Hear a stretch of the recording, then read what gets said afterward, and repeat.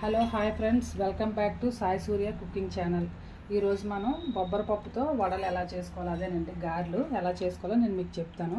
వాటికి కావాల్సిన ఇంగ్రీడియంట్స్: మొదటగా బొబ్బర పప్పు కడిగి పక్కన పెట్టాను. తర్వాత ఉప్పు, కొద్దిగా 2 ఎండుమిరపకాయలు, కొద్దిగా జీలకర్ర ఉంటే ఎవరిష్టం వాళ్ళది. వెల్లుల్లిపాయ, అల్లం ముక్క కూడా వేసుకోవచ్చు, లేదా పేస్ట్ కూడా వేసుకోవచ్చు. కట్ చేసి పెట్టుకున్న ఆనియన్స్, పచ్చిమిర్చి ముక్కలు, తర్వాత కొద్దిగా కారం కూడా వేసుకోవాలి. ఇప్పుడు మనం ముందుగా ఈ పప్పుని గ్రైండ్ చేసుకుందాం. గ్రైండ్ అయినా పర్వాలేదు, మిక్సీ అయినా పర్వాలేదు.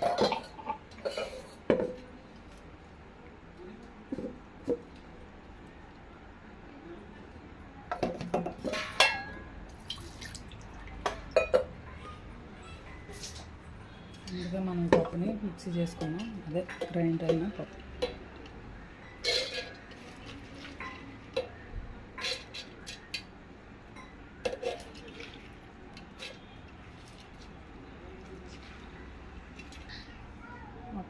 వేస్తాం కదండి. ఇప్పుడు అందులోనే మిక్సీ చేసుకున్నాం 2 ఎండుమిరపకాయలు, కొద్దిగా జీలకర్ర.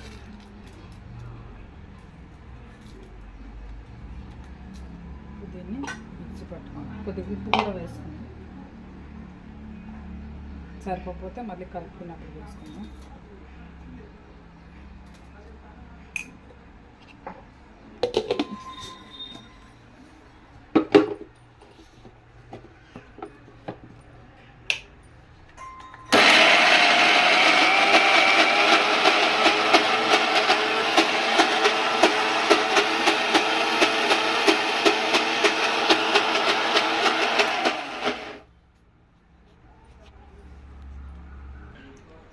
రెడీ అయిపోయింది కదా పేస్ట్.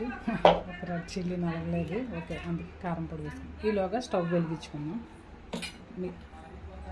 గారెలకి మిశ్రమం కలుపుకునేలోగా స్టవ్ వెలిగించుకొని, ఎప్పుడైనా స్టార్టింగ్ మాత్రం లో హీట్లో పెట్టుకోవాలండి ఆయిల్ పోసాక. ఎందుకంటే హై ఫ్లేమ్లో పెట్టుకుంటే గారెలు చుట్టూ పైన మాడిపోతాయి కానీ లోపల బాయిల్ అవ్వదు.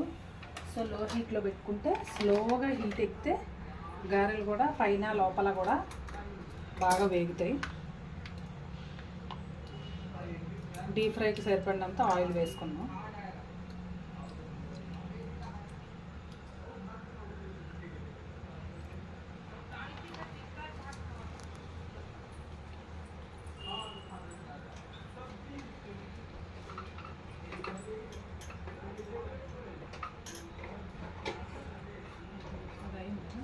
గ్రైండ్ చేసుకున్నాం, అంటే ఫుల్గా ఉండటం వల్ల అనుకుంటా నలగలేదు. కొద్దిగా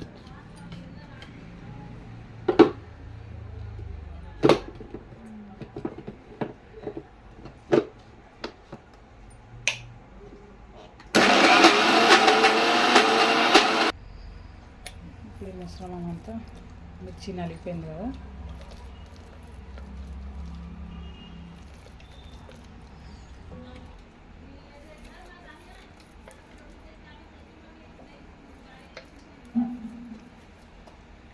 ఇదంతా కలుపుకుందాం. ముందుగా కట్ చేసి పెట్టుకున్నాం కదా ఆనియన్స్, పచ్చిమిరపకాయ ముక్కలు కొన్ని వేసుకొని సరిపోతుంది.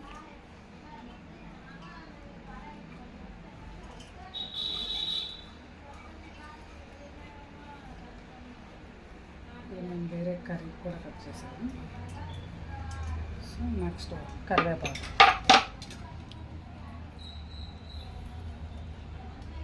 అలాగే అల్లం వెల్లుల్లి పేస్ట్,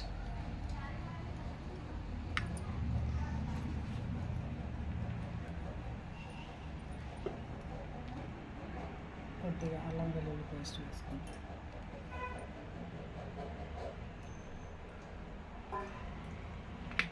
నెక్స్ట్ కొద్దిగా కారం కూడా వేసుకుంటాం.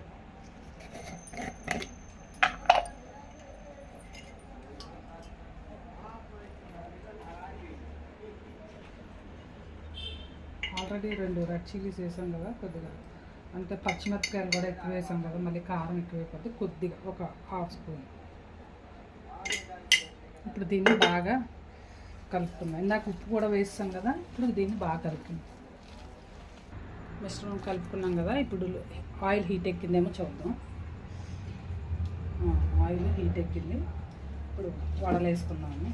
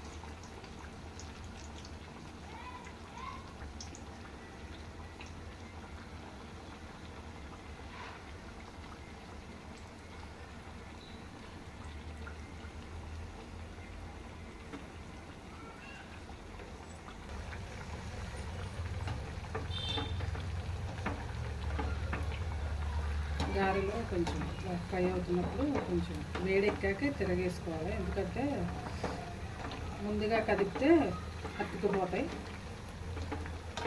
ఆటోమేటిక్గా ఆయిల్లో హీట్ ఎక్కగానే వాటర్ అంతగా అవే వచ్చేస్తాయి.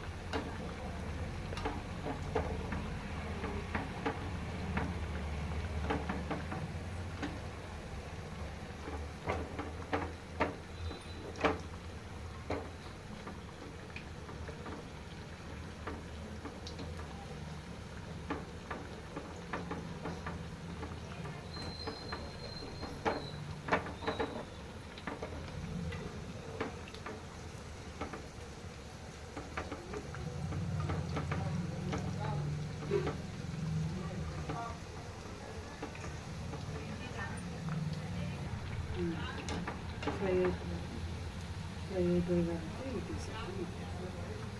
గోల్డెన్ కలర్లోకి వచ్చేసరికి తీసేసుకోవాలి, లేదంటే మాడిపోయే సూచనలు ఉన్నాయి. వంటలు చేసేటప్పుడు బోళ్ళు దగ్గర పెట్టుకోవాలని నా ఎక్స్పీరియన్స్. చాలాసార్లు మాడిపోయాయి.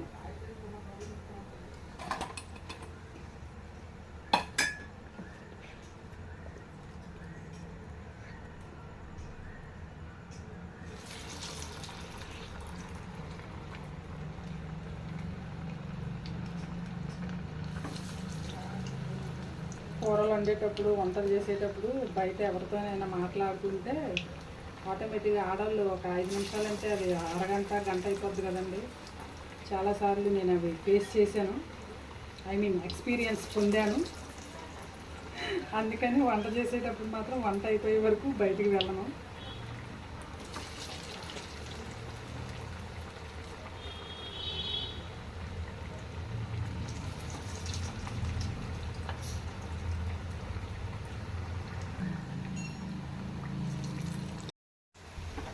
గారెలు అయిపోయాయి కదా, ఇప్పుడు స్టవ్ ఆఫ్ చేసేద్దాం.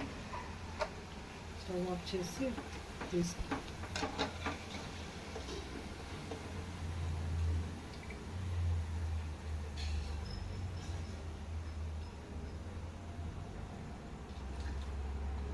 ఆయిల్ మరి కొద్దిగా ఇలా ఉంటే కొంచెం ఆయిల్ అంతా